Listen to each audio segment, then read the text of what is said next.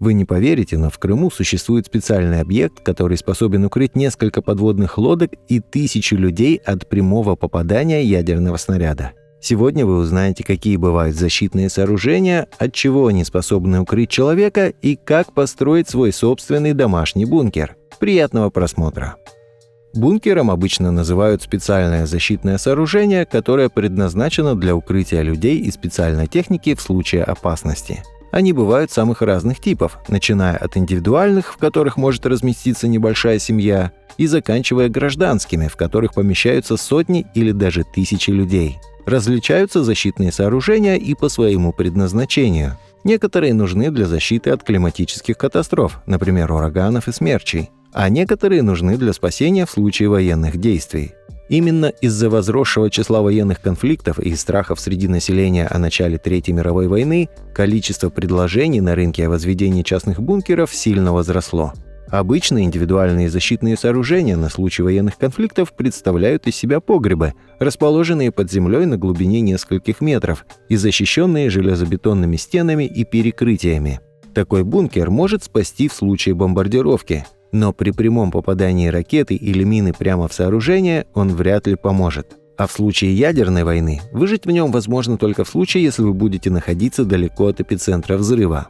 Еще в последнее время спрос на бункеры личного пользования вырос из-за мировой поп-культуры. Так на рынке появилось много объявлений о продаже убежища на случай зомби-апокалипсиса. Такие защитные сооружения представляют из себя укрепленные здания или подземные погребы, в которых можно легко и автономно существовать. А главное, они легко защитят от нападения зомби. Спрос на такого типа бункеры вырос после появления многочисленных сериалов и фильмов о зомби. Например, после выхода сериала «Ходячие мертвецы» в Америке миллионы людей сразу же задумались о своей безопасности на случай нападения зомби. Защитные сооружения, предназначенные для укрытия большого количества людей, представляют из себя разные помещения, которые находятся ниже уровня земли или вовсе под ней. Ими могут быть как обычные подвалы жилых домов, подземные парковки, так и метрополитен города. Например, во времена Второй мировой войны московское метро использовалось как бомбоубежище. В нем были созданы отдельные комнаты размещения людей, свои санузлы и медицинские помещения. Одновременно в таком бункере могло находиться несколько тысяч жителей столицы. А защищало метро даже от прямых попаданий снарядов, так как находилось на очень большой глубине. В некоторых городах строят отдельные сооружения. Они рассчитаны уже не на такое большое количество людей, но также способны спасти от бомбардировок. Различают бункеры и потому, как долго в них можно находиться. Автономные защитные сооружения способны существовать в полной изоляции несколько недель или даже месяцев. В них предусмотрена фильтрация воздуха, которая защитит даже от радиации и химического оружия, запасы продовольствия, генераторы для выработки электричества и другие технические решения, которые позволят находиться длительное время без вмешательства извне.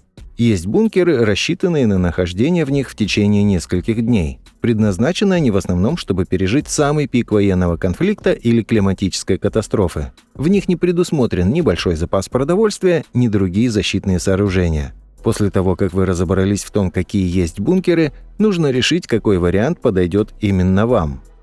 Если вы переживаете за свою безопасность или проживаете в зоне, в которой потенциально может возникнуть военный конфликт, стоит задуматься о том, как защитить себя. Может возникнуть ситуация, когда времени попасть в объекты гражданской обороны у вас просто не будет.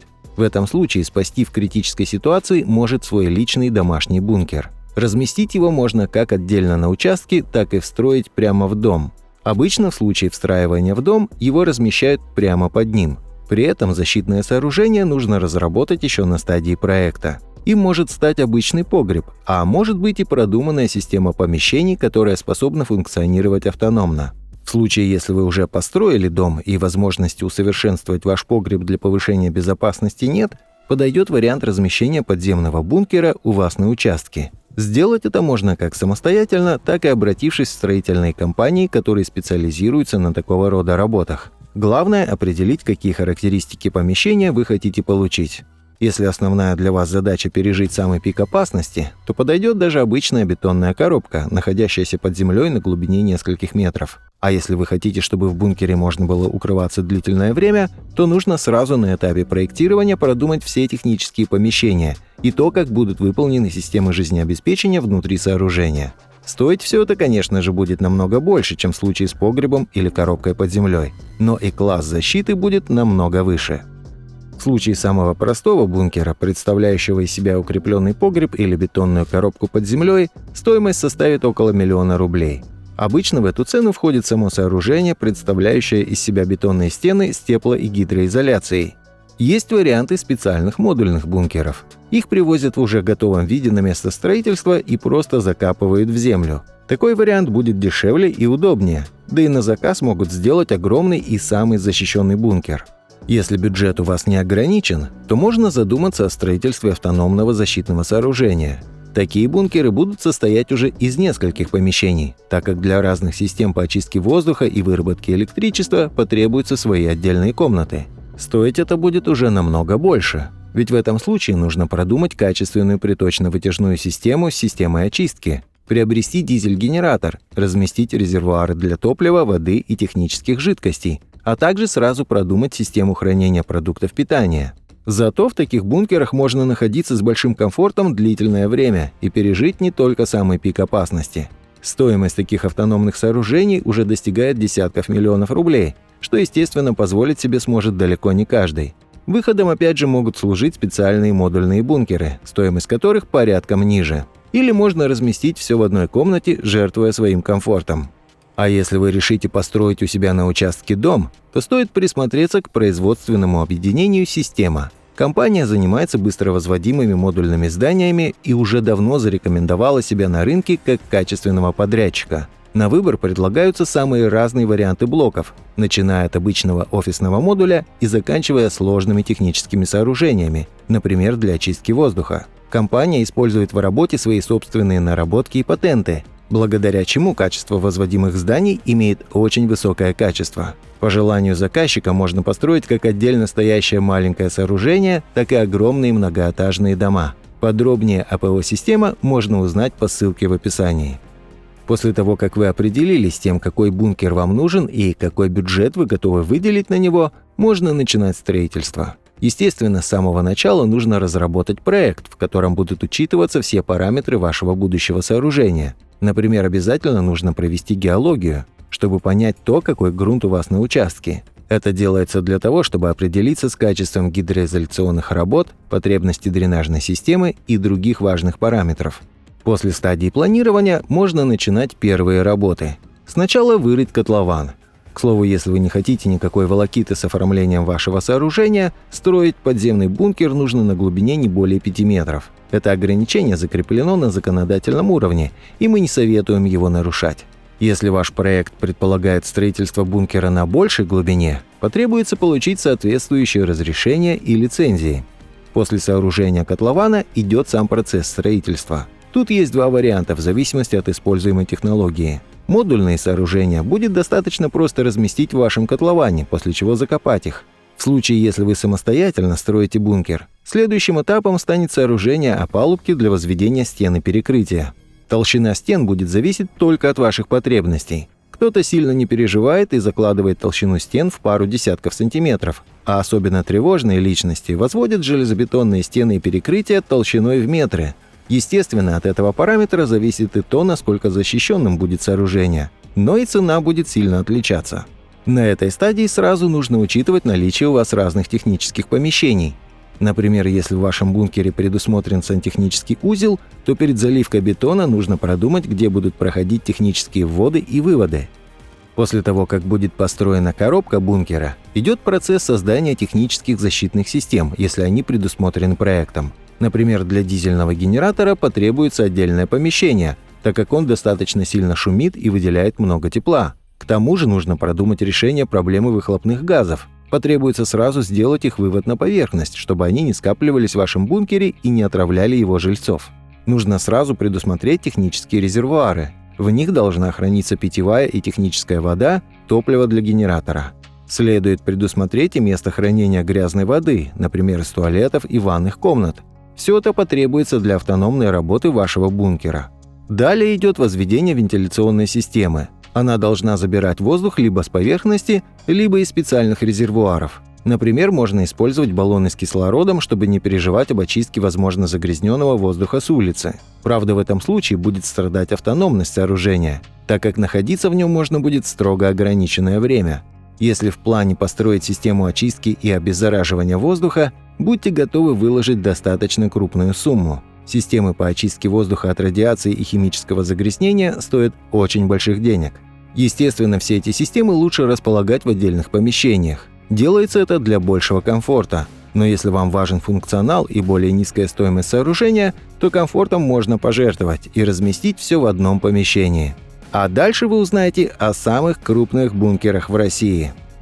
Одним из самых секретных и больших защитных сооружений еще во времена СССР считался бункер Сталина в Самаре. О его существовании не знал почти никто вплоть до 1990 года, пока его не рассекретили. По некоторым данным, строить его начали осенью 1941 года, после начала Второй мировой войны. Расположили его прямиком под зданием комитета КПСС, которое в наше время переделали в Академию культуры и искусств. Предполагалось, что именно в этот бункер должен был эвакуироваться Сталин в случае угрозы. Удивительно то, что об этом сооружении ничего не знали местные. Строили его круглосуточно в 2 смены. Некоторые строители даже жили прямо на объекте. Над его строительством трудилось почти 3000 рабочих и около 800 инженеров, и ни один из них не разглашал никакой информации. Дело в том, что каждый из работников подписал документ о неразглашении государственной тайны. В случае его несоблюдения нарушителя могло ждать самое суровое наказание – смертная казнь. Точная дата завершения строительства неизвестна. По некоторым данным, объект был закончен в 1941 году, но эта информация звучит нереально из-за размеров бункера. Более правдивыми кажутся данные о завершении стройки в январе 1943 года. Но и эту информацию подтвердить или опровергнуть никто не может. Также неизвестно, был ли хоть раз в этом бункере Сталин, для которого он и предназначался. Размеры защитного сооружения поражают. Он расположен на глубине 37 метров, что примерно равняется высоте 12-этажного жилого дома. В нем был специальный зал заседания, который вмещал до 115 человек. А о том, сколько всего вмещал в себя бункер, можно долго рассуждать. В нем была предусмотрена и система очистки воздуха, и полноценный санузел, и даже столовая. Точное время, сколько мог автономно функционировать этот бункер, неизвестно. Но исходя из его характеристик, даже в условиях прицельной бомбардировки, несколько недель находиться в нем можно было спокойно. В данный момент бункер Сталина в Самаре используется как музей. В него водят экскурсии, показывая устройство защитного сооружения. Отдельного внимания удостоился кабинет Сталина. В СССР думали о защите не только первых лиц государства, но и важных военных объектов. Так, для защиты военно-морского флота, в частности подводных лодок, в 1961 году был построен объект 825 ГТС в Крыму. Решение о его возведении было принято после ядерной бомбардировки Хиросимы и Нагасаки. Руководство СССР понимало всю опасность ядерного вооружения и то, что укрыться от него очень трудно. Объект 825 в Крыму вмещал в себя 9 малых и 7 средних подводных лодок, а также около 1000 человек личного состава. Этот бункер мог защитить от прямого попадания ядерного снаряда. Как такое возможно? Да все просто. Бункер представляет из себя сеть тоннелей, расположенных прямо в горе. Каждый тоннель имел несколько гермодверей, которые могли уберечь от мощной взрывной волны. А огромная глубина из-за строительства внутри горы могла уберечь от наружного взрыва ядерной бомбы. К счастью, по назначению этот бункер использовать не пришлось. Объект долгое время служил специальной базой для ремонта и обслуживания подводных лодок. После военного дежурства в акватории Черного моря лодки заходили в бункер, где их за одну ночь могли полностью заправить топливом, кислородом и пополнить боезапас, после чего с утра они снова могли выйти на боевое дежурство. Рассекретили объект в 1994 году после развала СССР. Тогда же, к сожалению, бункер разграбили местные бандиты. Сейчас он используется как музей для всех желающих. В его лабиринтах создали специальные экспозиции, которые были посвящены истории комплекса. На экскурсиях рассказывается, как в нем должны были укрываться подводные лодки, несущие на своем борту ядерное оружие, где это оружие хранилось в самом бункере и как был устроен быт внутри объекта. Спасибо за просмотр.